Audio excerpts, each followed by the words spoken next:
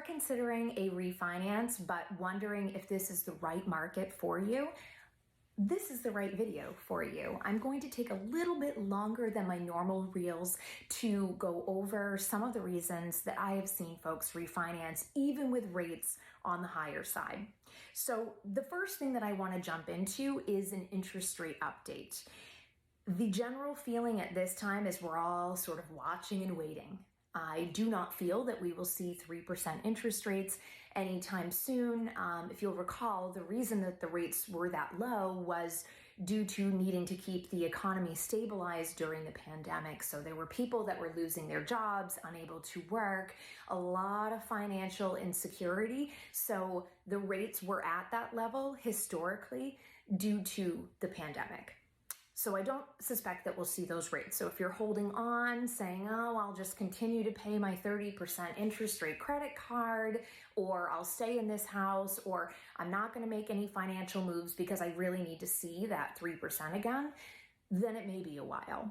So one of the biggest reasons, and I kind of notated it there and wove it in, but one of the biggest reasons that I have been seeing folks look into a refinance and giving up their 3% interest rate is because they have experienced a heightened amount of credit card debt. Credit card debt is probably on average about 29% compounding monthly interest. That is highly unaffordable. And once that snowball starts with debt, it's very hard to get out of it. So a lot of times I've been talking to folks and finding out that while, yes, you're giving up that 3% interest rate, you're gaining so much more. Your credit's going back up because your cards aren't maxed out.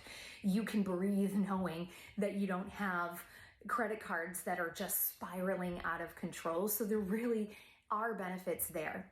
Another reason folks are looking to refinance is to capitalize on the equity that they have in their home in effort to improve it. This is the time of year, right? Like spring is around the corner. People are thinking about ways to improve their property. And if they don't want to move, they don't feel like there's the inventory out there for them, some folks will say, why move when we can improve? So again, kind of corny, but it is something I've seen folks give up, that 3% interest rate, because they're going to pay the interest rate regardless, but why not just make the home they love even more lovey, right? So there's a lot of different reasons that you would consider refinancing. And I think that the biggest key that I have for folks that are considering is that it isn't a one size fits all.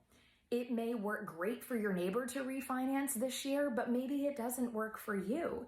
And I think that the most important thing is taking the time to talk to a local lender that is seasoned and has your best interest in mind. I highly recommend you avoid the spam telemarketer 1-800 loan company calls because they aren't looking out for you, okay? And so a good loan officer is going to sit down and talk about what are your goals this year? Why do you want to refinance? What do you hope to benefit from with a refinance, and help to put together a loan package that works for you.